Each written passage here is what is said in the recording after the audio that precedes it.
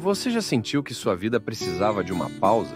Que seu coração busca por respostas, mas não sabe por onde começar? Caminho da Fé, Descobertas na Estrada da Alma. Não é apenas um livro, é uma jornada, uma história real de superação, fé e transformação que vai inspirar você a dar o próximo passo na sua vida. Descubra como desafios podem se transformar em lições e como cada momento pode ser uma oportunidade para se reconectar com o que realmente importa. Este livro é para quem busca mais do que histórias. Busca propósito, busca inspiração, busca a si mesmo. Disponível em e-book e na versão livro físico. Comece hoje sua jornada de transformação. Caminho da Fé. Descobertas na Estrada da Alma. O que você está esperando?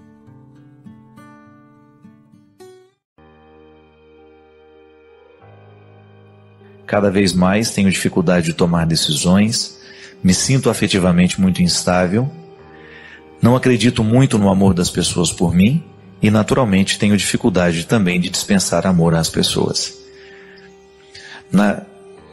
Toda vez que sinto que o relacionamento está ficando um pouco mais sério, eu tenho uma dificuldade imensa de dar continuidade e termino até mesmo sem saber por que terminei.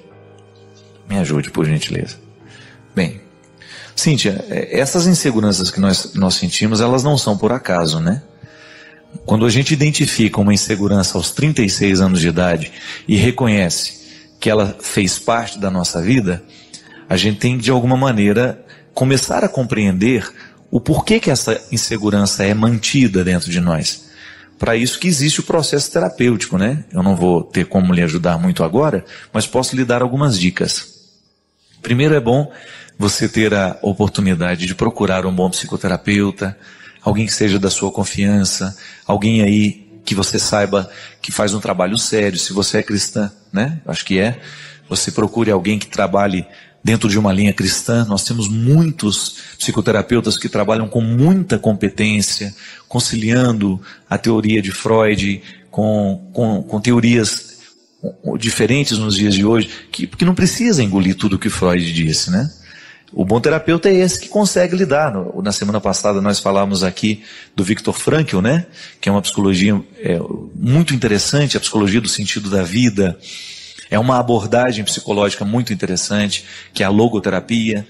Tem também uma série de possibilidades que hoje você pode procurar. Descubra qual é a linha que aquele psicoterapeuta exerce e você descobre alguém. O que é interessante agora não é só para a Cíntia, e sobretudo para quem é pai e mãe nos dias de hoje, né? É que essas inseguranças, gente, elas estão diretamente ligadas à primeira fase da nossa vida. É interessante, tá? Tem uma perspectiva na psicologia de Freud que diz que quando uma criança ela vem ao mundo, ela vai fazendo aos poucos o processo de diferenciação. Mas quando, e Freud diz que isso é a primeira fase da vida, até os 6 meses de idade, né? Ele diz que a criança não tem a capacidade de distinguir-se do outro. Ele não sabe que ele é uma pessoa. Ele acha que ele é a mãe. A ligação que ele tem, e isso Freud chama de união total, né? Que é esta íntima relação, é a relação mais completa que nós já podemos fazer na vida. É a relação mãe-filho. O pai fica com déficit porque não é ele que gestou, não é ele que trouxe dentro da barriga. Mas esta união total, ela é quebrada por causa das situações da vida. Uma criança, por exemplo, quando ela é retirada da mãe, hoje não, os partos, né, os processos de maternidade são todos assim, fazem de tudo para a criança já ficar com a mãe desde o momento em que nasce. Isso é sabedoria, isso é evolução da psicologia, ajudando a ciência a compreender tudo isso. Porque no momento em que nós somos separados da nossa mãe, sobretudo até os 6 meses, que é quando começa essa capacidade de diferenciar e de você saber que você é um ser separado, até esses 6 meses, as ausências da mãe viram cicatrizes na alma da gente, por causa da compreensão de tempo. É interessante que na filosofia, quando nós vamos estudar o conceito de tempo, é muito vasto, é muito amplo compreender o tempo. Então tá certo, hoje eu, adulto, eu compreendo o tempo. Se você me fala assim, padre, eu vou ter que dar uma saidinha, daqui 1 hora eu volto. e você volta. E eu administrei o tempo. De repente nós trabalhamos juntos, o Christian fala, olha padre, antes de começar o programa, eu tenho que ir lá na minha casa e daqui 15 minutos eu estou de volta. Eu posso compreender, porque o conceito de tempo já está bem assimilado por mim. Eu sou um adulto. Eu lido bem com a categoria de tempo. A criança não, minha gente. Uma criança não sabe, ela não tem a experiência do tempo cronológico como nós temos, administrado, colocado, a gente sabe quanto tempo vai durar, não. Uma criança nessa primeira fase da vida, quando é colocada distante da mãe, é como se ela estivesse negada dela mesma. E é impressionante as cicatrizes que isto causa na alma de uma criança. Os psicólogos chamam isso de cicatrizes no cérebro, né? Que é um jeito de mostrar justamente o peso que esta emoção tem para determinar até mesmo a maneira como a pessoa se pensa pela vida fora. Então uma criança que sofre demais da ausência da mãe nessa primeira infância, ela pode se transformar numa criança muito insegura ao longo da vida. Justamente porque ela não teve o suporte e a garantia desta união total. A mãe se ausentou demais da vida daquela criança e ela começou a sentir aquela ausência de uma maneira tão desolada que ela começou a desacreditar dos afetos. É interessante que a gente eu estou fazendo uma leitura, já até terminei, mas eu não me lembro agora o nome do livro, não me recordo, é um livro que trata de psicologia e de educação e estava falando justamente do quanto que dentro dos orfanatos, quando você tem crianças abandonadas, o tanto que essas crianças têm dificuldade de acreditar nas outras pessoas. Porque elas mentiram para elas a vida inteira. Sua mãe vai voltar, sua mãe vai chegar. E ela vive essa ausência terrível da mãe. E essa mãe nunca voltou. E nesse livro mostra o processo terapêutico de muitas crianças e descreve mesmo como cada criança consegue viver essa ausência. Tem uma história muito triste, eu cheguei até a ficar muito emocionado no momento que eu li, que descrevia a história de uma criança, um garoto chamado Bart. E eles diziam assim, que o Bart sofreu tanto com o abandono da mãe, ele foi abandonado com um ano e pouquinho, e que no início o choro dele só era calado no momento em que eles falavam assim, a sua mãe já está chegando. Diz que ele tinha crises de choro terríveis. Então alguém dizia isso. A sua mãe já está chegando. E diz que a expressão dele, diz que as lágrimas cessavam imediatamente. Ele arregalava os olhinhos e começava a olhar para o ambiente. Procurando essa mãe que não chega, né? E como essa mãe nunca voltava, ele perdeu a capacidade de acreditar na frase. A sua mãe está voltando. Então toda vez... E o Bart foi parando de chorar. Ele deixou de manifestar todos os sentimentos dele, e no livro diz que, aos poucos, ele foi assumindo um comportamento estranho, de ficar alheio ao mundo. Ele foi mergulhando naquela solidão dele, e dizem que ele repetia a mesma frase o tempo todo, a minha mãe vai voltar, a minha mãe vai voltar. No início, gente, dizem que nos primeiros meses, a voz dele, a frase tinha som, ele falava a frase. Diz que ele ficava o dia inteiro no cantinho dele dizendo, a minha mãe vai voltar, a minha mãe vai voltar. E que depois ele perdeu a coragem de dizer isso. Aí diz que você só lia no movimento dos lábios dele. A minha mãe vai voltar, a minha mãe vai voltar. E não voltou.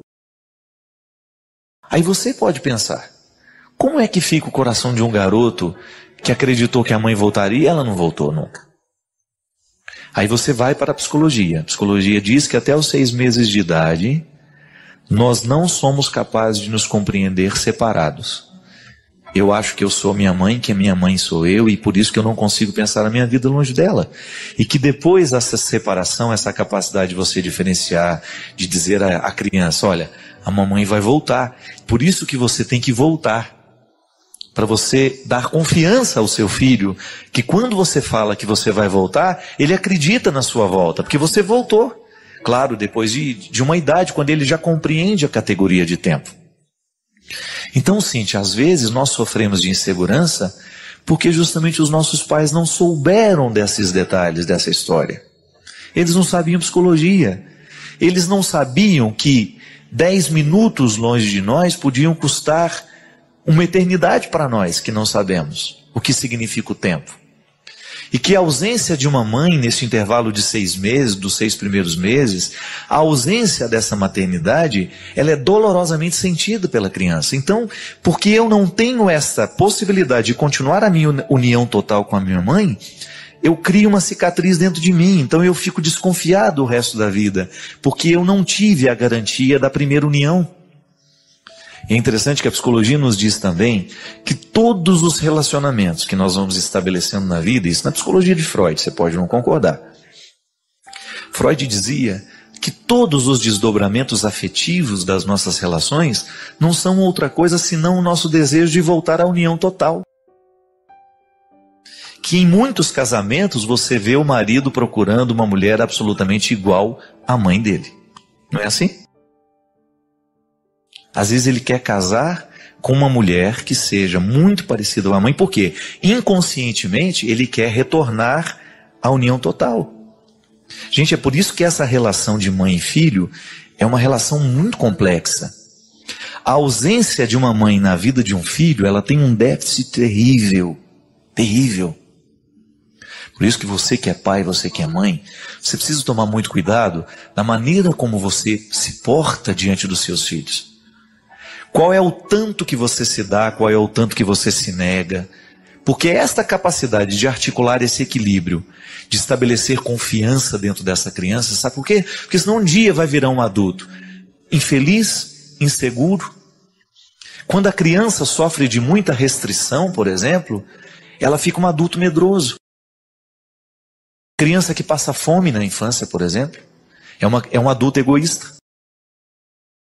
Ele tem medo de que vai faltar, porque quando ele era criança faltava. Mãe que super protege, que não deixa a criança viver, que não deixa a criança dar os primeiros passos, que não deixa a criança engatinhar, vai ser uma criança, vai ser um adulto que depois vai ter medo de enfrentar as dificuldades da vida. Então, a minha professora de psicologia, a Udi, lá de Brusque, foi uma das mulheres que mais teve influência sobre mim. A inteligência daquela mulher, a capacidade que ela tinha de nos ensinar psicologia, e o mais bonito, de nos fazer apaixonar pela psicologia, era impressionante. E a Udi sempre dizia isso nas aulas dela. Sempre que você estiver diante de um ser humano em conflito, saiba que ele está agindo de acordo com a história que teve. Ninguém é por acaso. Não há ser humano nessa vida incoerente. A insegurança de hoje está muitas vezes associada às inseguranças da primeira infância. Por isso, casou, ninguém te obrigou a casar. Ficou mãe, ninguém te obrigou a ser mãe. Exerce essa maternidade, por isso que o tempo de maternidade são 6 meses, não são? Licença de maternidade? Justamente, já está em torno do ensinamento da psicologia. Mas aí a mulher tira 6 meses, ela vai passear, vai para o shopping, fica com a babá, a criança. Não pode, criatura. Fazer filho é igual construir casa. Se você não lança bem as bases desse fundamento, depois cai, quebra, não serve para nada depois. Destrói inteiro. Por quê? Porque faltou a estrutura. A sabedoria está aí no mundo animal, gente. Você já viu cachorra que deu à luz, que pariu, sair para passear com as amigas? Você já viu alguma leoa? Eu vou dar uma volta pela selva, estou muito angustiada. O leão não tá me tratando como eu preciso. Não é? Nunca vi uma girafa passeando pela selva, angustiada, deprimida, largando a cria dela num canto. Não. O animal fica grudado e ai de quem chega perto. Um instinto animal mostra como tem que ser a vida. Enquanto aqueles pititinhos não estão prontos para serem deixados sozinhos, a mãe não abandona. Agora, o problema é que a vida animal, ela é perfeita. O instinto é perfeito. A não ser que tenha algum problema que a mãe rejeite a cria. Aí depois vem uma galinha e adota uma minhoca, né? Já viu isso? Essa solidariedade no mundo animal, né? A galinha vai para comer a minhoca e percebe que é uma minhoca abandonada. Não vou te comer, eu vou cuidar de você, porque você hoje está abandonada. Então essa solidariedade do mundo animal tem que nos ensinar.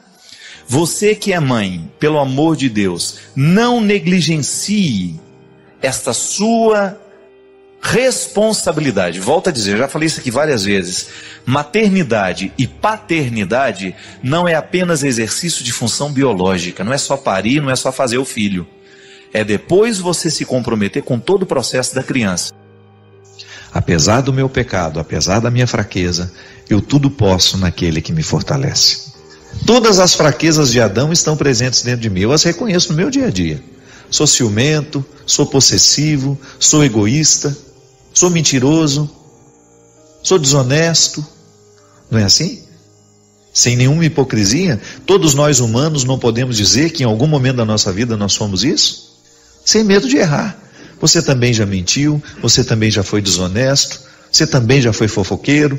Só que nós somos convidados a viver de um outro jeito. Apesar de todas essas fraquezas estarem em mim e em você, nós somos convidados a dar um passo na direção de um ser humano melhor, que não é só o nosso esforço. É claro que o nosso esforço conta nessa história, mas é a graça de Deus agindo sobre o nosso esforço que nos dá o direito de dizer: tudo posso naquele que me fortalece. Porque nós não temos o direito de ficar desanimados. Toda vez que nós estivermos acabrunhados pelo nosso pecado, pelos malefícios da nossa tendência à mesquinharia, a tendência àquilo que é ruim, nós precisamos nos recordar da voz de Jesus a nos chamar e a nos convocar para que a gente possa chegar ao lugar que Ele preparou para nós. Você ainda não chegou nem à metade daquilo que Deus preparou para você. Eu não vou aceitar o fracasso como definitivo. Vou até passar por ele. Porque sou filho de Adão, eu ainda tenho as marcas do pecado em mim, então é natural que eu venha fracassar. Mas no momento em que essa força de Adão me puxar para este fracasso, eu vou me recordar da força de Cristo me ajudando a significar todas as minhas quedas. O verdadeiro cristão é aquele que significa todas as suas quedas a partir da dinâmica da graça. Eu posso até cair, eu posso até vacilar, mas vai ser apenas uma oportunidade para um recomeço. Talvez seja só para me lembrar que eu sou frágil, que eu tenho que ter paciência com os que estão ao meu lado, que eu não tenho o direito de ser arrogante, que a minha experiência de fé, ela tem de me conectar àqueles que são fracos como eu, que eu não estou nessa caminhada sozinho, que nessa caminhada não cabe arrogância, não cabe prepotência, não cabe vaidade. Aliás, a vaidade espiritual é a pior que nós podemos ter na vida. Que quando a gente olha para a experiência de Deus que nós fizemos, e a gente se sente melhor que os outros por causa dela. Toda vez que eu posso naquele que me fortalece, eu tenho que poder com humildade. Esse posso aqui não é nariz empinado, não. Esse tudo posso aqui é um tudo posso totalmente radicalizado na simplicidade, na humildade. Esse tudo posso é muito diferente daquele que tem o poder e que se sente poderoso por isso, que se sente especial pelo poder que tem. Então, ao dizer tudo posso naquele que me fortalece, eu tenho que naturalmente me recordar de que a simplicidade é que me move nesse poder. E que é o serviço que me faz cada vez mais poderoso. Eu tudo posso, mas eu tenho tudo poder com simplicidade, com humildade. E assim a gente vai buscando esse lugar que Deus preparou para nós. Esse lugar de excelência, né? Esse lugar onde nós teremos a oportunidade de desfrutar o conforto de ser quem a gente é. O conforto de ser quem a gente é. Às vezes a gente passa uma vida inteira para encontrar o lugar da gente no mundo. Às vezes a gente passa muito tempo investindo em sonhos, em projetos, estudando isso, estudando aquilo, tudo porque a gente só quer isso. A gente gostaria de chegar num momento da nossa vida e poder dizer: encontrei o meu lugar no mundo. Estou feliz sendo quem eu sou. Pode até você pode até ter variações, mas você sabe que você está no lugar certo. É isso que Deus faz com a gente. Quanto mais nós permitimos que Ele entre na nossa vida, maior é a clareza que Ele vai nos dando de estarmos ou não no lugar certo. E esse tudo posso, esse poder de Deus em nós, vai nos movendo para a conquista deste lugar. É como se você estivesse reforçando todo o seu sistema imunológico para você poder enfrentar todas as adversidades da vida, todas as dificuldades que são próprias da vida, para que você chegue ao lugar que Deus preparou para você. A gente encontra muita gente infeliz na vida. O que é a infelicidade? É aquela sensação de estar desperdiçando a vida do jeito errado. Muita gente assim. Por quê? Não sei, talvez pela pressa de escolher, e às vezes nem sempre escolhemos com sabedoria, por faltar profundidade na nossa maneira de olhar para a vida, por nos faltar reflexão. Muitos erros a gente comete porque nos falta reflexão. O fato é que existem muitas pessoas hoje infelizes, precisando de remédio para dormir, para acordar, para comer, para isso, para aquilo. Muitas pessoas insatisfeitas com a vida que estão levando, machucadas demais, que não estão vivendo o conforto de dizer: eu estou no lugar certo. Encontro muita gente que não está podendo dizer que já encontrou o seu lugar no mundo. Nós que somos cristãos acreditamos que o nosso lugar no mundo é aquele que Deus preparou para nós. Quando você olha para um jovem que está drogado, definitivamente não é o lugar que Deus preparou para aquela pessoa. Quando você vê alguém destruindo a vida com o álcool, não podemos acreditar que Deus tenha preparado aquela pessoa, tenha tecido aquela pessoa no ventre de uma mulher, para que depois ela desperdiçasse a vida dela com o vício do álcool, que morresse antes da hora, que matasse outras pessoas antes da hora também. A infelicidade é sim, ela pode ser um sinalizador de que nós não estamos no lugar que Deus gostaria que nós estivéssemos. É por isso que a gente sempre precisa levar muito a sério a insatisfação. Eu sempre gosto de levar a sério as insatisfações do meu coração, porque Deus me mostra muitas coisas através dessas insatisfações. Quando eu me sinto inadequado, quando eu sinto que alguma coisa está desconfortável para mim, eu preciso prestar atenção nesse desconforto, porque às vezes é a partir dele que eu reencontro o meu caminho, ou que eu começo a caminhar na direção de uma estrada que eu sei que é minha, de um lugar que eu sei que é meu, porque todo esforço vale a pena, minha gente. Todo esforço sempre vale a pena, desde que ele nos leve ao lugar que nos foi preparado. Se eu tenho que caminhar 1000 quilômetros na direção de um lugar que eu quero chegar, que ótimo. Eu vou tolerar os 1000 quilômetros. Agora, se eu tiver que caminhar 100 quilômetros na direção de um destino que eu sei que não é o que eu quero, vai ser muito mais penoso. É aí que você pode ver se há felicidade no seu processo de busca. Porque a estrada também é um lugar. Quando a gente vai viajar, quando a gente prepara férias, até o deslocamento já é satisfação, não é? É bom ir, desde que você esteja indo para o lugar certo. Se você não está indo contrariado, se você fez a escolha correta, se você estudou bem o lugar do seu descanso, então você vai com uma disposição muito maior. Na vida é a mesma coisa. Se eu estou colocando o meu empenho na direção de uma estrada que não é minha, de um destino que não é meu, é claro que a infelicidade vai se manifestar. Por isso que você precisa abrir bem os olhos para identificar se você está satisfeito sendo quem você é. Se está valendo a pena andar na estrada que você escolheu andar. E nunca é tarde para mudar, viu? Nunca é tarde para a gente acordar a nossa consciência para o sonho que Deus tem para nós. Porque você tem de viver esse poder. Volto a dizer, não é o poder da arrogância. O poder de Deus na nossa vida é esse que nos fortalece e que nos dá o direito de dizer que nós tudo podemos naquele que nos fortalece. É o poder da simplicidade, da humildade, do desprendimento, da pureza de coração. Deus fica grandioso no coração que é puro. Irmã Dulce, uma baiana, né, uma mulher que fez uma revolução lá, naquele lugar onde ela viveu, com as pessoas com quem ela conviveu. Que mulher grandiosa, sem nunca ter sido arrogante, usando sempre a mesma roupa, tendo sempre o mesmo aspecto. Sempre apresentou uma novidade ao mundo. Por quê? Qual era a novidade que ela trazia? Era a roupa nova que ela usava? Não. Era o cabelo novo que ela apresentava para a mídia? Não. O que Irmã Dulce apresentava de novo ao mundo era um coração incansável. Uma capacidade de amar os pobres incansável. Uma capacidade de apresentar Jesus de maneira concreta. Uma capacidade imensa de polvilhar o chão por onde passava com as palavras de Jesus e de convencer aqueles que estavam perto dela de fazerem o mesmo. Teresa de Calcutá, que mulher grandiosa, uma alma onde não cabia um dedo de arrogância, uma mulher que você nunca viu gritando desaforo para ninguém.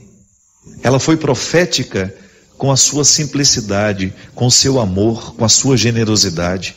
Essa mulher é revolucionária. Essa mulher soube viver o poder que Deus lhe deu. Ela tudo pôde naquele que lhe fortaleceu. Sem arrogância, sem muitos alardes, ela fez a revolução. E continua fazendo através daqueles que a seguiram. Porque o carisma não morre. É impressionante, onde Deus age de verdade no coração de uma pessoa, aquele carisma não morre. Sabe por quê? Não coube nele. Uma alma mística não cabe em si. Um coração verdadeiramente convertido ao Evangelho não vive sozinho. Ele jamais vai querer se vangloriar daquilo que fez. Ele vai dividir a responsabilidade de que esse carisma não morra. Isso é um sinal de que Deus está aqui. É quando Ele não amarra tudo nele. É quando Ele quer que cresça através dos outros. Ele não quer que o Evangelho pare. Isso é alma mística, isso é alma grandiosa. E nós precisamos aprender o tempo todo. Porque eu, você, nós aí nas nossas paróquias, como nós somos mesquinhos, como nós queremos amarrar as coisas em nós. Nós precisamos pensar que o outro é o nosso companheiro de viagem. Deus nos ajuda a poder através dele. Por isso que é tão bom você ter pessoas competentes ao seu lado, aí na sua comunidade. Não fique com inveja não, fique orgulhoso. Saber que Deus suscita gente mais competente que você. Eu fico muito feliz quando eu vejo um pregador muito mais competente do que eu. Porque ali Deus está agindo. E tudo que eu quero é isso. Eu não faço outra coisa, eu quero que Deus aconteça no seu coração. Eu quero que o Evangelho aconteça no mundo. Tudo que eu faço, tudo que eu vivo é para isso. Eu quero um mundo melhor a partir do Evangelho. Tem os meus erros, tem as minhas fragilidades, mas eu não perco isso de vista. Então, quando existe um padre competente fazendo esse trabalho bonito, lá numa paróquia que nunca é noticiada pela televisão, num padre que nunca vai aparecer na televisão. Oh meu Deus, o meu ministério está conectado ao dele. Você padre que me assiste agora, que talvez nunca tenha tido a oportunidade de pegar um microfone para falar na televisão. Deus é grande em você. E toda vez que você convence um coração de que ele tudo pode naquele que o fortalece, nós estamos unidos. Nós estamos unidos, nós estamos conectados. A alma mística da igreja, a alma mística do Cristo está nos ajudando a vencer o Adão que está em mim, que está em você. Quando você, feliz pelo resultado alcançado, não se vangloria, mas deita a sua cabeça no travesseiro, feliz, satisfeito, saber que a missão está sendo cumprida, e você renova dentro do seu coração o compromisso de amanhã fazer ainda mais um esforço para que o Evangelho aconteça no coração do mundo. É aí o poder de Deus, o lugar, esse lugar privilegiado, o coração de Deus, acontece de maneira muito natural em nós e através de nós. Então podemos experimentar poder que não nos deixam grandiosos, o poder que não nos deixa grandiosos, mas o poder que nos simplifica, o poder que nos aproxima, o poder que nos torna partícipes de um mesmo mistério, o poder que nos torna irmãos. É tão significativo o que é surdo voltar a ouvir. A surdez é para aquele que tem. Aliás, eu ouvi outro dia uma pessoa dizendo que a surdez ainda é pior que a cegueira. Porque a cegueira me afasta do mundo, a surdez me afasta das pessoas. Quando eu estou cego, eu deixo de ver o mundo. Quando eu estou surdo, eu deixo de estar com as pessoas. Isso deve provocar uma solidão muito grande, né? Então, ser curado da surdez é ser devolvido às pessoas. Mas a gente poderia pensar, mas eu não tenho essa surdez física, eu não tenho necessidade de ser curado. essa surdez física. Ah, mas eu tenho aquela surdez que me afasta das pessoas porque eu perdi a capacidade de ouvir. A escutatória, né? E é interessante porque quando eu não sei ouvir, eu provoco no outro naturalmente uma indisposição para me ouvir também. Quando Jesus devolve ao homem essa capacidade de ouvir, Ele está devolvendo ele às pessoas. Isso é muito interessante de identificar. Aquilo que o apartava e o que o dificultava de estar com os outros, de ter relações qualificadas. Quando eu digo relações qualificadas, são relacionamentos que nos fazem bem, que nos fazem crescer. Porque a salvação nos chega pelo ouvido. Sabia disso? Pela palavra que nos transforma. Rubem Alves dizia isso, que ele via tantas propagandas de cursos de oratória para ensinar as pessoas a falarem, curso para ensinar a falar, para falar em público, para ter uma boa retórica, para saber argumentar, mas ele desconhecia um curso de escutatória, que era justamente nos ensinar a ouvir. Quando a gente perde a capacidade de ouvir o outro, quando a gente perde a disposição de ouvir o outro, nós comprometemos muito os nossos relacionamentos. Boa parte dos conflitos que a gente enfrenta em casa é porque a gente desaprendeu de ouvir. E quando eu digo ouvir, minha gente, é criar a ambiência, a disposição para que aquilo que precisa ser dito seja dito. Porque às vezes a gente até diz, mas do jeito errado. Dizemos aos gritos o que deveria ser dito, com paciência, com tranquilidade, com serenidade. E por isso não resolvemos as questões. E sabe, minha gente, a palavra é que transforma a nossa vida. Deus criou o mundo por meio da palavra e Ele continua transformando o mundo por meio da palavra. E nós que acreditamos em Jesus, somos recriados e transformados a partir da sua palavra. Ele fez isso na vida de muitos. E Deus nos salva através das palavras das pessoas bem intencionadas que nos amam. Mas se a gente não escuta essas pessoas, como é que eu vou usufruir do benefício salvífico que me chega pela palavra do outro? Eu sempre penso isso. Quando eu dou um testemunho daquilo que Deus fez na minha vida, eu ofereço um caminho para que o outro também caminhe e faça uma experiência semelhante. Nunca é a mesma. A experiência nunca é a mesma. Porque o Deus que acontece em mim, o que Deus faz em mim, Ele vai fazer a partir do que eu sou. Quando Deus acontece em você, Ele vai acontecer a partir do que você é. Então as nossas experiências serão diferentes porque nós somos diferentes. Embora Deus seja o mesmo. É que eu tenho necessidades diferentes. E Deus vai agir de acordo com as minhas necessidades. Por que eu sinto o desejo de ser melhor quando tomo um contato com a palavra de Deus? Porque aqui eu já tenho a força do Espírito agindo em mim. Sobretudo no Evangelho, quando nós proclamamos na missa, é a presença real de Jesus. É a presença real. Ainda outro dia, durante um retiro que eu pregava, eu refletia sobre a seriedade disso. Deus nos chegando por meio da presença real de seu Filho, através da palavra. É interessante porque nós estamos numa época, num tempo, onde nós estamos muito indispostos a ouvir. Queremos falar. Falamos muito. Às vezes ouvimos pouco. E porque ouvimos pouco, perdemos a oportunidade de encaminhar soluções, ou até mesmo de corrigir algumas arestas entre nós. Estou surdo.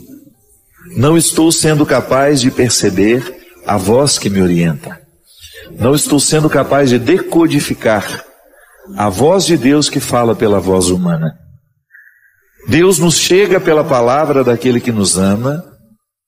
Deus nos chega através daquele conselho que nos convida. E como é que você sabe que é uma palavra de alguém que salvar?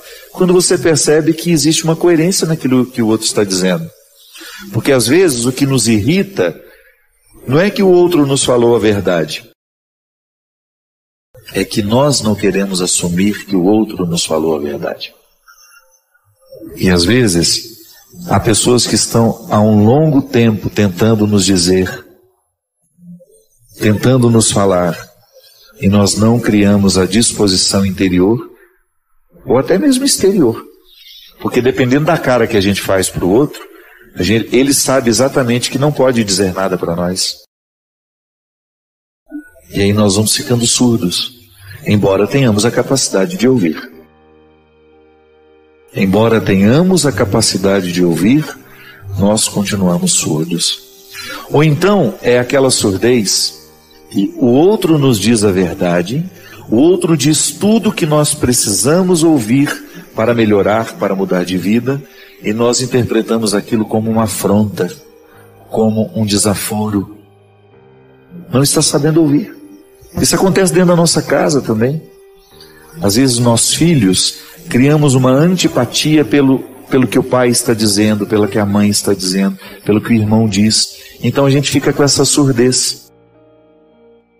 A palavra do outro, por mais honesta que seja, por mais assertiva, nos cai como se fosse desnecessária. Isso é um prejuízo muito grande, minha gente, porque nós somos transformados pela palavra. E se a gente perde a capacidade de ouvir, pais e filhos, né?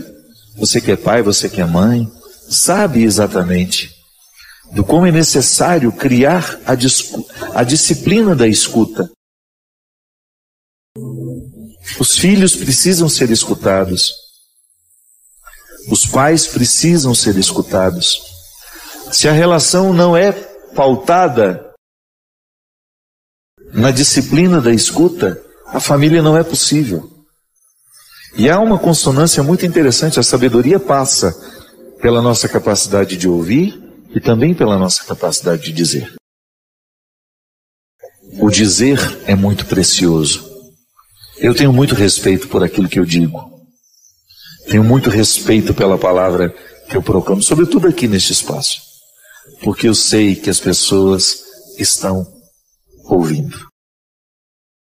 E sei também que algumas pessoas se utilizam daquilo que está sendo dito aqui para depois passarem adiante. É uma responsabilidade. Quantas vezes as pessoas que são responsáveis pela nossa formação tentam nos dizer, tentam nos alertar daquilo que está sendo perigoso para nós, e nós temos um filtro aqui, que não permite a palavra cair dentro do nosso coração. Você já tem uma antipatia daquela pessoa, você já criou uma antipatia por tudo que ela diz, então você não escuta o que ela diz. Então a gente escuta, fica irritado com o que o outro nos diz, não é porque ele não tinha razão, não. É porque ele estava coberto de razão, nós sabemos disso, mas não queremos assumir que ele tinha razão no que disse. Então, a nossa surdez também se manifesta aí. Eu ouvi perfeitamente, o outro teve condições de me dizer o que precisava dizer, e eu não considerei a verdade do que ele me dizia. Eu não percebi que aquelas palavras poderiam me ajudar a superar o que eu preciso superar. Ouvi com indisposição, ouvi com preguiça, ouvi achando que o outro está dizendo só para me encher o saco, só para me perturbar. Surdez. Quando eu estou surdo por causa do meu estilo de vida, nem mesmo aquilo que eu leio me toca. Estou tão agitado, estou com uma vida tão corrida, que não tenho a feliz oportunidade de ser tocado pelas palavras. Então, eu sei que muitos de nós muitos precisam viver a cura, a dinâmica da cura, da surdez e da fala. Deus precisa curar-nos, arrancar-nos todos os impedimentos que foram colocados pela vida, pelo nosso temperamento, pelo nosso jeito de ser. que nos dificulta ouvir o que precisamos ouvir e depois destravar a nossa língua para que a gente diga o que verdadeiramente precisamos dizer. Foi o que Jesus curou nesse homem. Curou nele primeiro a surdez, depois despertou a língua para que voltasse a dizer. Isso também é significativo.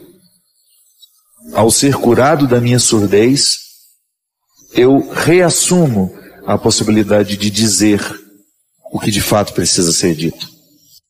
Escutar a vida, escutar os fatos, para que eu tenha condições de tomar uma decisão mais acertada. Porque errar, a gente erra também nas decisões. Mas se nós estamos ouvindo a vida, os fatos, os acontecimentos, tudo aquilo que nos rodeia, fica um pouco mais seguro tomar uma decisão. Afinal de contas, toda vez que nós concedemos ao outro uma autoridade para nos dizer alguma coisa, um conselho, uma palavra que nos ajude a refletir quem somos, estabelece um vínculo de amizade. A Sagrada Escritura nos mostra, de maneira muito precisa, que o verdadeiro amigo é aquele que nos conduz pelo caminho do bem. Vários textos em Eclesiástico, você tem também nas cartas de Paulo, ele falando da amizade que ele nutria por pessoas que o encaminhavam ao coração de Deus. É verdade.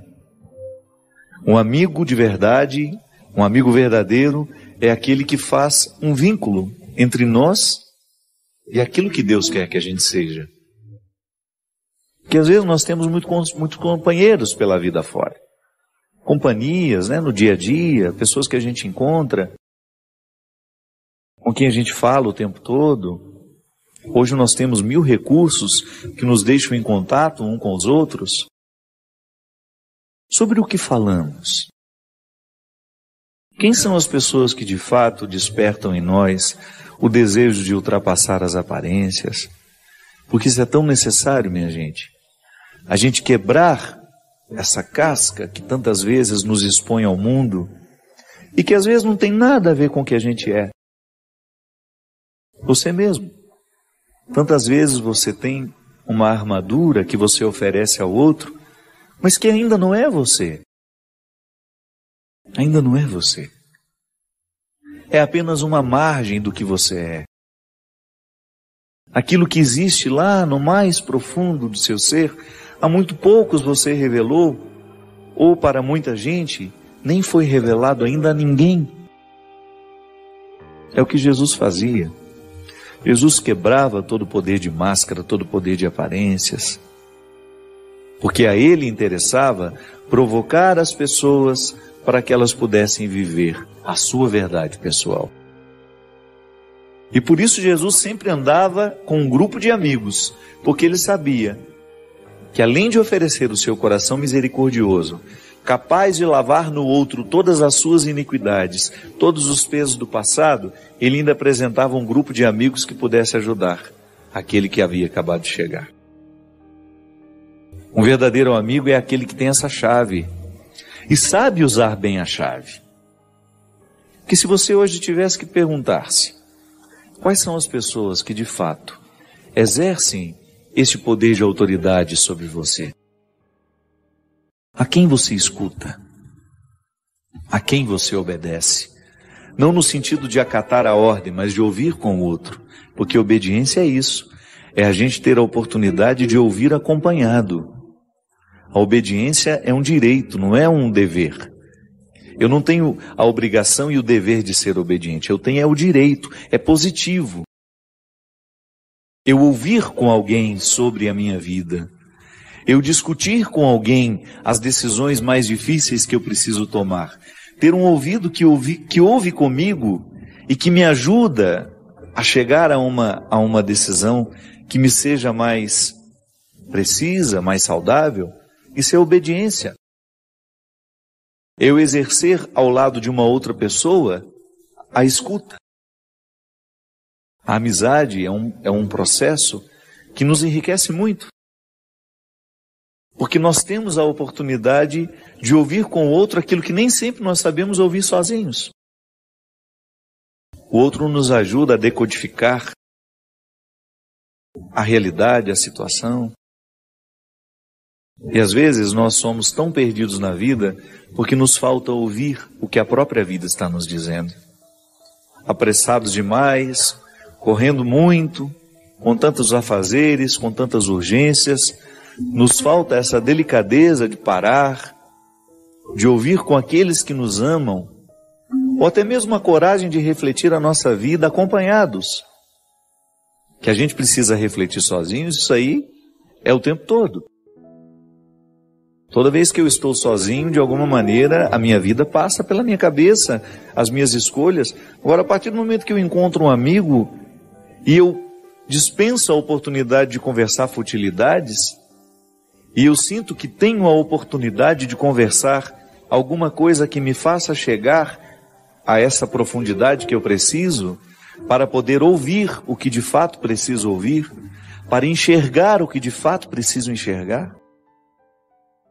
Aí vale a pergunta: quem são as pessoas que quebram a nossa superficialidade? Com quem a gente tem coragem de falar sobre aquilo que é mais escondido em nós? Pode parecer estranho isso, né? Por que a gente não tem contato naturalmente com a gente? Por que tantos vivem alheios a si mesmos?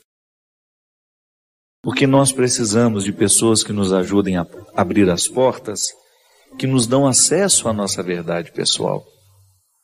Então sim, eu vivo diariamente o meu autoconhecimento, mas existem pessoas que participam ativamente dessa conquista, deste conhecimento. São os verdadeiros amigos, que a Sagrada Escritura diz que esses amigos que são tementes a Deus, eles têm um acesso superior ao nosso coração que todos aqueles que não são. Por quê? Porque só eles são capazes de fazer com que a gente se aproxime de quem de fato precisamos ser. O bom amigo é aquele que nos antecipa o futuro, que nos faz ver aquilo que sozinhos a gente ainda não consegue ver. É aquele que nos concede a palavra conselheira. O que é a palavra conselheira? Não é aquele conselho fiado que a gente escuta, não, é quando você identifica que aquela palavra que está sendo dita, de fato, tem uma conexão com a sua realidade. Porque é assim. Nesse mundo de tantas aparências, nós vestimos uma armadura de acordo com a situação. Você, tantas vezes, já se percebeu assim? Usando máscaras de acordo com a situação? E isso não é viver. A gente perde tempo demais com essas armaduras, com essas máscaras, e o nosso eu, de fato, que precisa vir à tona, que precisa ser oferecido para que a gente se sinta bem, porque é uma questão de realização humana. Se eu ofereço ao outro apenas a minha caricatura, apenas a minha armadura, apenas a minha realidade aparente, eu perco a oportunidade de me realizar. Porque a realização humana pede uma entrega de tudo aquilo que a gente tem de mais verdadeiro e profundo. E como isso nos empobrece, a gente não ter a oportunidade de se revelar com profundidade, com verdade a alguém, da mesma maneira como aquelas pessoas que Jesus encontrava, ficavam profundamente encorajadas por ele, e então o olhar, a palavra de Jesus, tinham um poder de fazer cair por terra aquela armadura que as pessoas apresentavam. Às vezes eu fico me perguntando, quem é que tem autoridade sobre mim? Eu não falo dessa autoridade que na vida religiosa nós temos e que nós obedecemos, no meu caso o bispo, no caso do religioso o superior dela, da irmã, do irmão, do padre que também é religioso, o superior que te dá ordens no trabalho, que de alguma maneira lhe ajuda a pensar a vida, não. Eu estou falando daquela autoridade interior, a quem o seu coração escuta, quem de fato lhe ajuda a decidir a vida que você vive. É uma autoridade muito mais profunda. É claro que essas pessoas que eu disse, se exercem um papel positivo na nossa vida, também exercerão, neste contexto desta autoridade mais profunda, que nós também podemos chamar de consciência, aquele que atinge o nosso coração no que temos de mais profundo, que é onde a gente é capaz de pensar quem nós somos, os erros que cometemos e, sobretudo, as escolhas que nós fazemos. Sim. E quando nós estamos rodeados de pessoas que querem o nosso melhor, aí sim, podemos ir longe. Podemos ir longe. Quando a gente encontra alguém que de fato se torna o nosso conselheiro, se torna aquele que tem acesso ao que temos de mais vergonhoso, e mesmo assim é capaz de nos ajudar a significar tudo isso, que nos oferece o amor que a gente precisa e que nos provoca para oferecer também esse amor. Hoje, conversando com uma pessoa amiga, ela me disse: a maior riqueza que nós podemos ter na vida, padre, são amigos. Amigos de verdade nos enriquecem. Talvez você já tenha esbarrado nesta frase muitas vezes. E talvez tenha experimentado o poder dessa frase, sobretudo no momento em que você experimentou a pobreza de não ter alguém ao seu lado no momento em que você mais precisava. É doído ser só. É doído você ver partir pessoas que significavam tanto na sua história, assim como a Sagrada Escritura nos diz, alguém que te aproximava da sua melhor parte. Por isso é tão doído perder pessoas que nos amam de verdade. É como se o nosso mundo perdesse a sua riqueza, o seu brilho. Porque o bom amigo, ele nos faz experimentar a amizade com tanta profundidade que a gente se torna um bom amigo para o outro que vem depois. Quem nunca teve um bom amigo terá dificuldade de ser amigo para o outro. Que é um aprendizado. É um aprendizado que vai acumulando dentro de nós virtudes, não é? À medida que nós experimentamos uma amizade verdadeira, nós vamos ficando mais virtuosos. A gente vai aprendendo a ouvir. Que é amigo, aprende a ouvir. Não só fala, mas aprende a ouvir. Vai exigir de nós paciência, vai exigir de nós temperança, equilíbrio, e assim vamos. Não te aconselhes com o invejoso e de quem tem ciúme de ti, e escondendo os teus planos. Não te aconselhes com uma mulher a respeito de sua rival, nem com um medroso sobre a guerra, nem com um comerciante sobre um negócio, nem com um comprador sobre uma venda, nem com um invejoso sobre um agradecimento, nem com o ímpio sobre a piedade, nem com o desonesto sobre a honestidade, nem com o operário preguiçoso sobre um trabalho, nem com o assalariado por ano sobre o término da tarefa, nem com o servo preguiçoso sobre muito trabalho. A nenhum desses deve procurar para conselho algum. Ao contrário, frequenta quem é temente a Deus. Todo aquele que souberes que observa os mandamentos, cujo ânimo é semelhante ao teu, e que quando titubeares nas trevas, sofrerá contigo. E não duvides do que te aconselha o coração. E quando eu falo de oração, minha gente, compreenda da maneira mais ampla, da oração mais tradicional, até aquela satisfação que o seu coração sente de repente, de saber que você está conectado a Deus. Que Deus faz parte da sua história. Que você o reconhece presente no seu caminho, na sua história. Tudo isso é orar. Viver pode ser uma oração. Desde que você amanheça o dia e se disponha a viver bem, a fazer bem às pessoas que você vai encontrar, a não ser um peso para o outro, a ajudar o mundo a ser melhor, tudo isso é rezar. Aí veja bem, a nossa oração também tem duas dimensões. Aquela reverência a Deus, eu reconheço Deus como meu Salvador, meu Senhor, a Ele presto louvor, culto.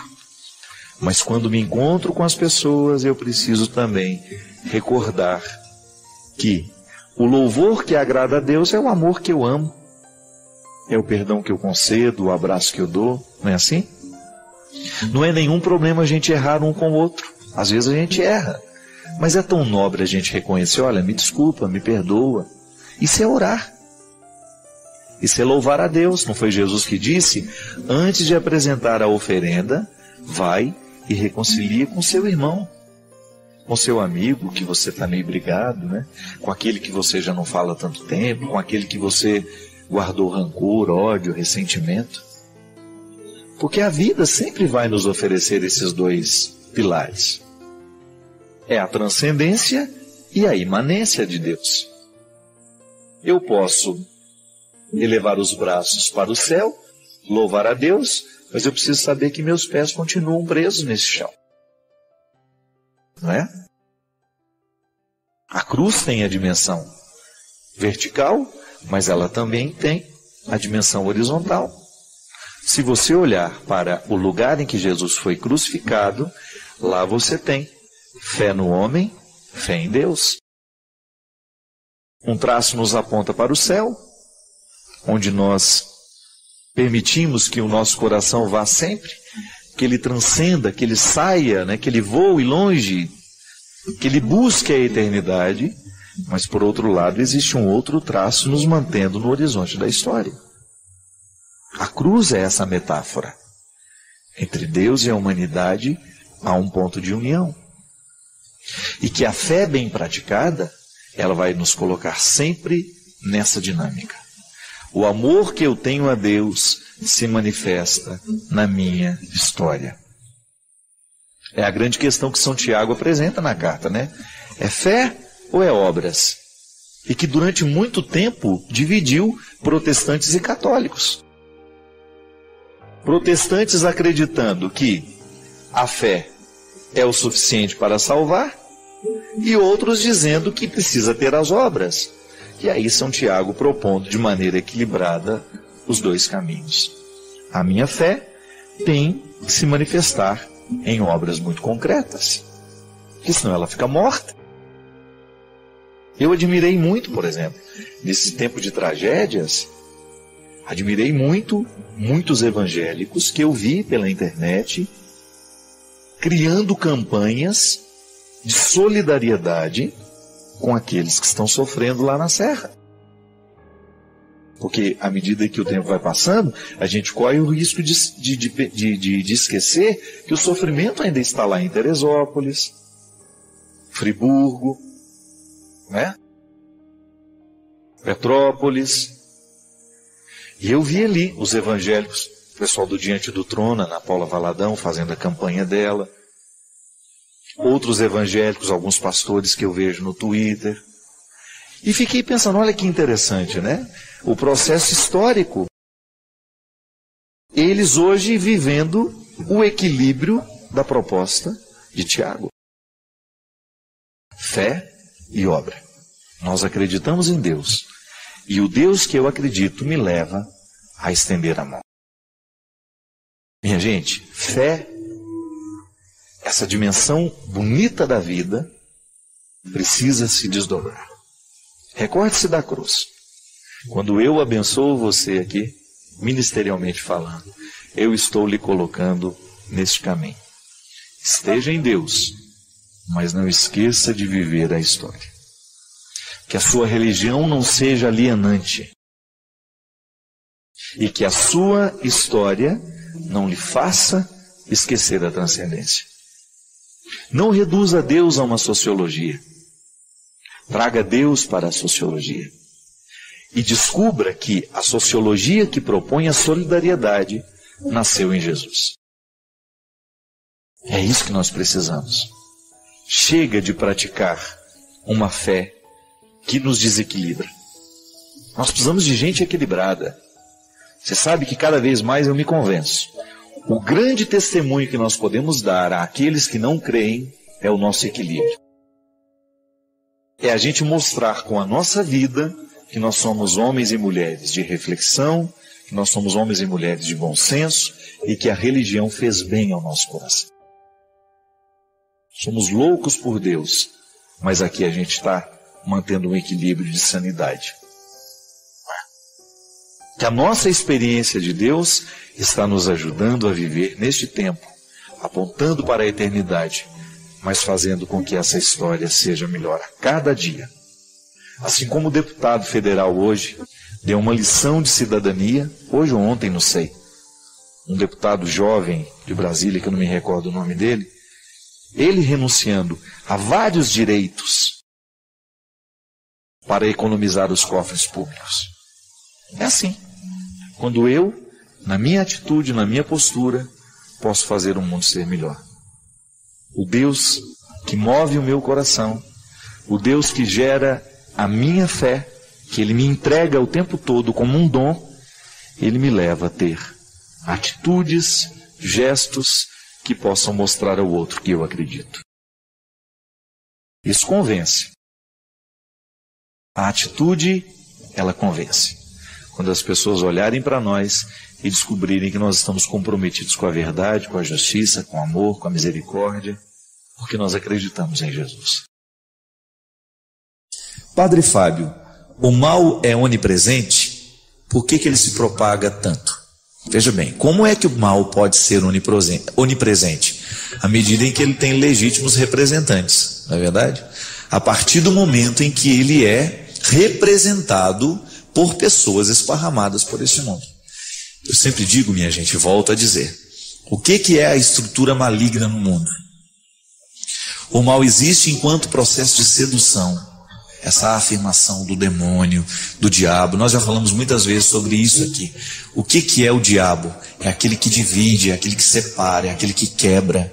A estrutura diabólica é aquela que quebra o ser humano, que desintegra os valores humanos, que prejudica o andamento da vida. É aquele que vai atarracando, que vai segurando o processo do humano. Essa experiência de estar em todos os lugares é porque alguém está legitimando a presença do mal naquele momento. Hoje, por exemplo, você teve a oportunidade de ser bom e de ser mal. Você pôde passar pelo processo de escolher. A vida aconteceu na sua história, hoje a vida aconteceu em você, e você teve a possibilidade de escolher se você iria agir com bondade ou com maldade. Se você escolheu agir com bondade, o mal não foi presente na sua vida. Você deixou de legitimar a presença do mal e, ao contrário, legitimou a presença do bem na sua atitude. Agora, se naquele momento a sua fraqueza prevaleceu sobre você e a opção pelo mal aconteceu, você legitimou a presença do mal no mundo. É assim que o diabo vence, quando o humano cede. Quando o ser humano cede à sedução do diabo, à sedução do demônio, que é essa metáfora, que é muito mais do que uma pessoa, né? É tudo aquilo que ela consegue conquistar, é tudo aquilo que ela consegue esparramar pelo mundo.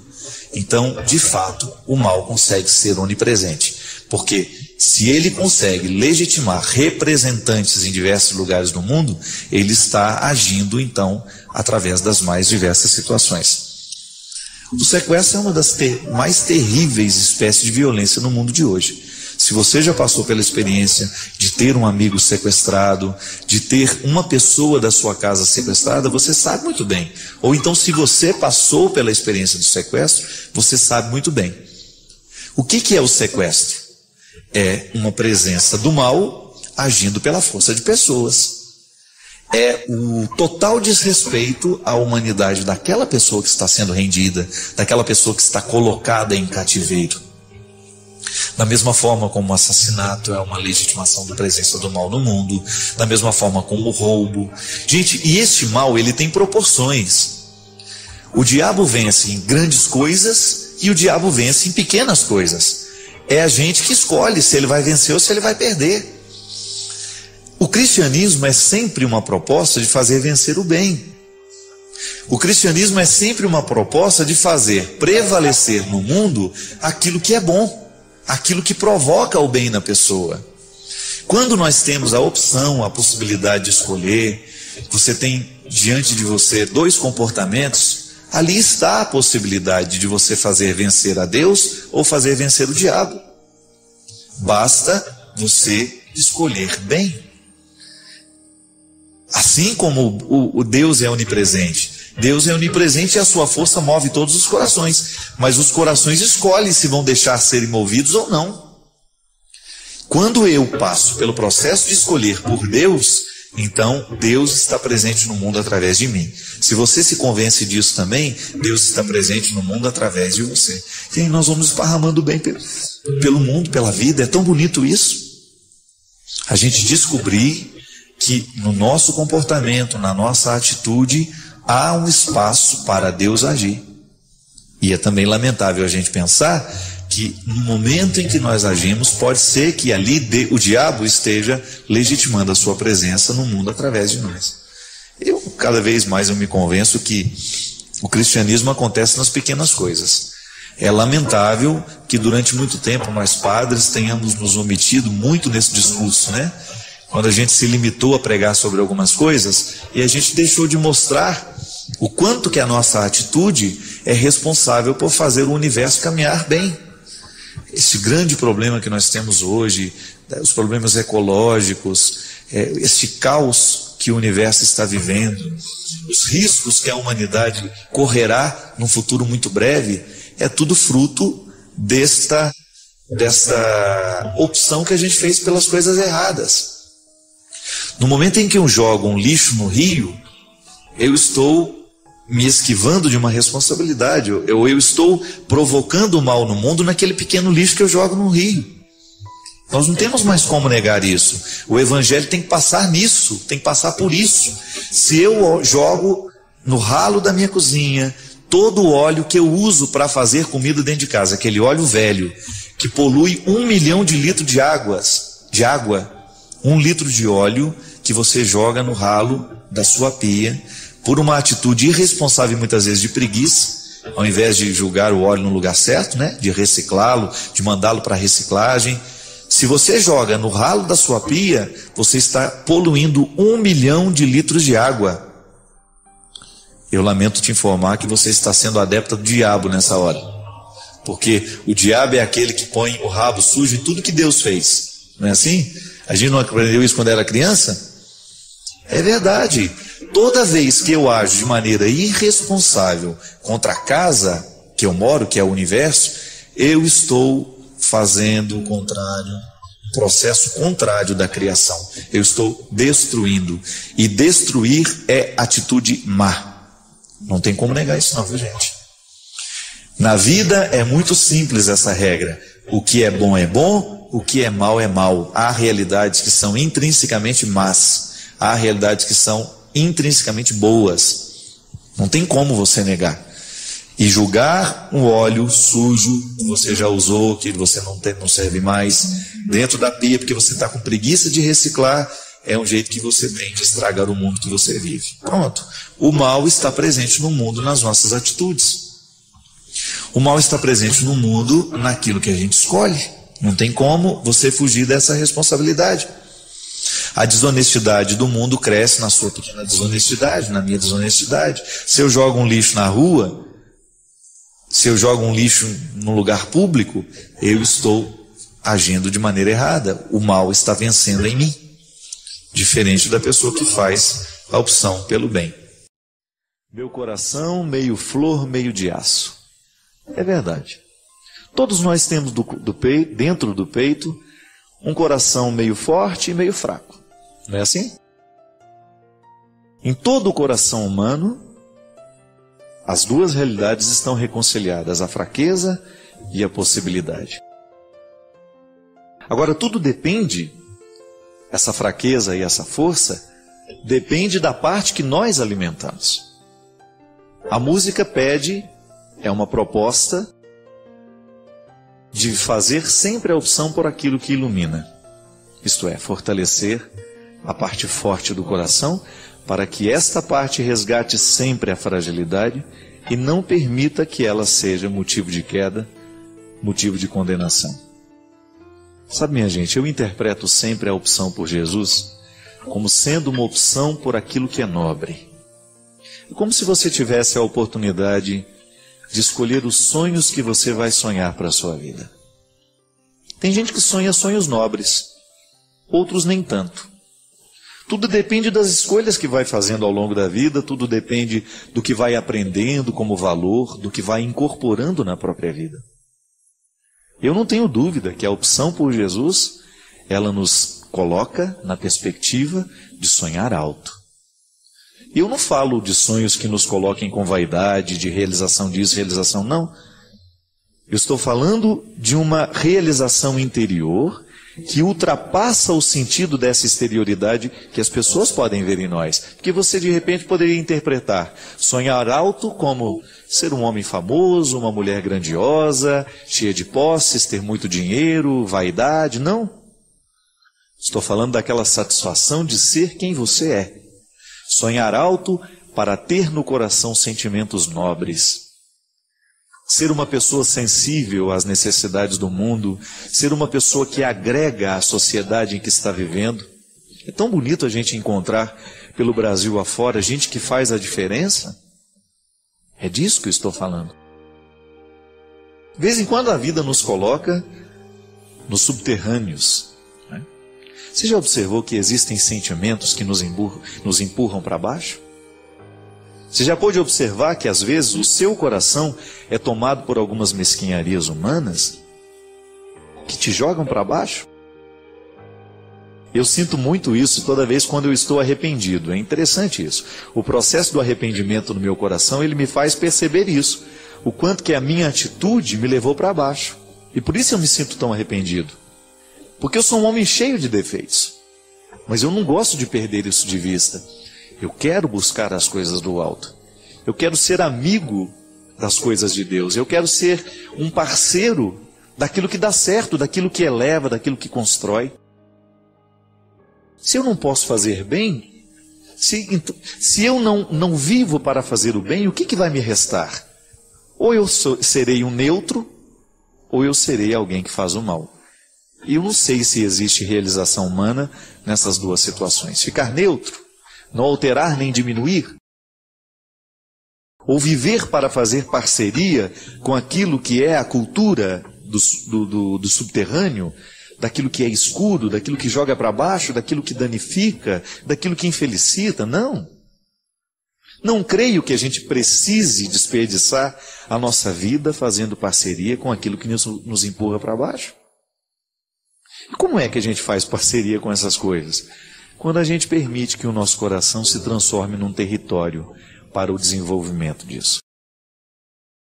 Eu me recordo que quando eu estava na escola, lá no primeiro ano de primário, né? Primeiro ano primário do ensino fundamental, a nossa professora nos ensinou a plantar feijões. E a gente plantava o feijão no algodão, não era? Você deve ter passado por essa experiência também, né? A gente tinha um pirezinho que a gente levava de casa. A professora Cidinha Azul está aqui, rindo, lembrando disso. Deve ter feito muito isso com os alunos. A gente colocava naquele pires um algodão, a gente molhava aquele algodão e escondia no algodão uma semente, um feijão, que já é a semente, né?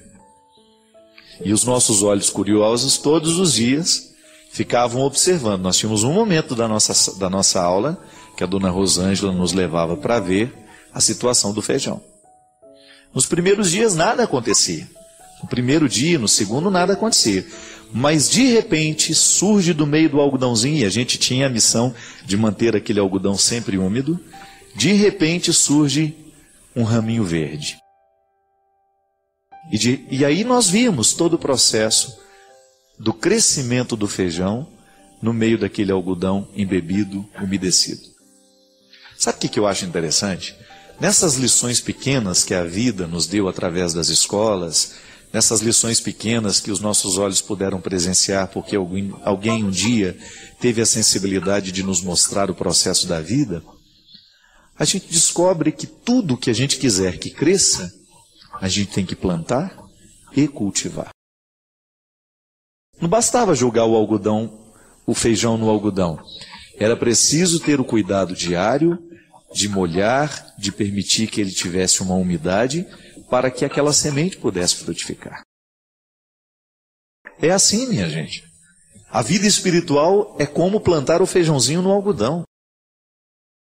O feijão, ele nos lembra proteína, força, vitalidade, né? Você deve ter escutado muito da sua mãe, né? Se não comer arroz com feijão, vai ficar magrelo o resto da vida.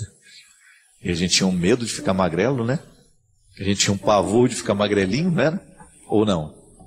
Você tinha medo de ficar magrelo? Eu tinha horror, porque minha mãe falava, quem não come vai ficar magrelo, não vai ter saúde, não vai ter isso, não vai ter aquilo. E ela tinha razão.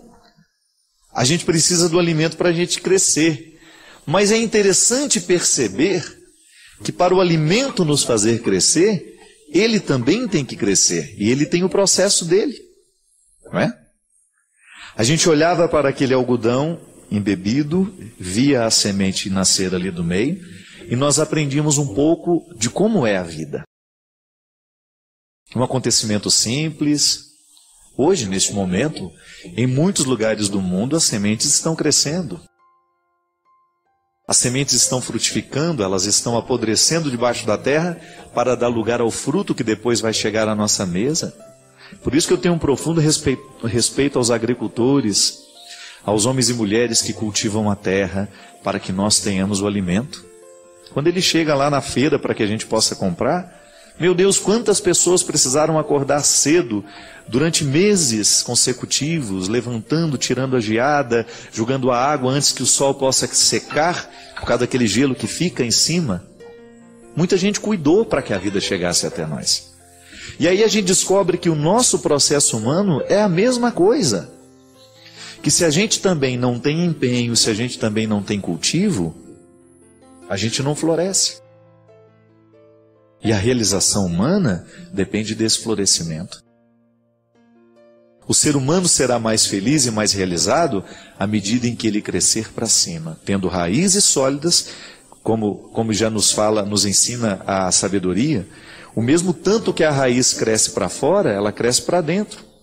O mesmo tanto que a planta cresce para cima, ela cresce para dentro.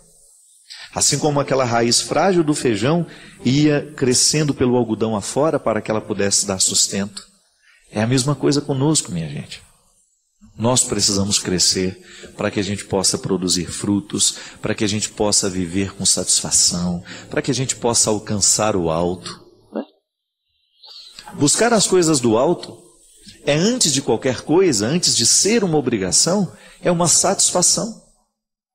A mim incomoda muito quando a religião é compreendida, concebida como um processo de obrigações. Não.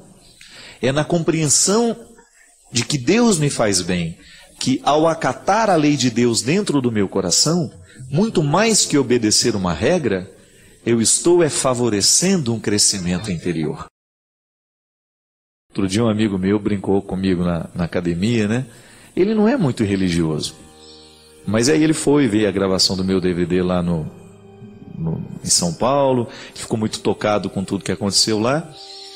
E aí, essa semana, ele me encontrou. E aí, o seu programa está sendo ao vivo? Eu gosto de ver, eu quero ver essa semana. Aí ele voltou e falou assim, eu acho que eu estou ficando meio carola. Aí ele é uma pessoa que eu gosto muito, né? Me encontro com ele sempre lá, um garoto muito... Fiz o casamento dele, presidi a celebração do casamento dele. Um amigo especial. Só que a gente nunca fala de religião. Nós falamos da vida. Eu nunca me porto com ele como um padre, né? Ele me encontra na academia e nós somos amigos. Falamos das diversas coisas, eu conto a minha vida, ele conta a dele. Mas naquele momento, quando ele brincou comigo, eu acho que eu estou ficando meio carola, eu percebi que no coração dele, ele estava compreendendo que a religião é uma satisfação. Ele não está obrigado.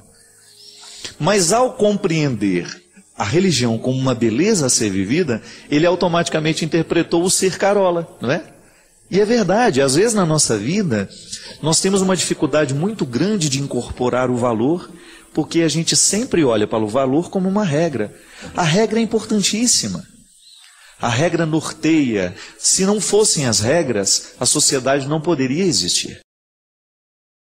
Nós precisamos das regras de trânsito, nós precisamos das regras escritas nos chãos, nós precisamos das regras escritas nos papéis, aquelas que regularizam as relações humanas, né? Isso pode, isso não pode. Mas o ser humano, ele tem que descobrir o valor, o espírito da regra. E é isso que nos faz crescer, minha gente.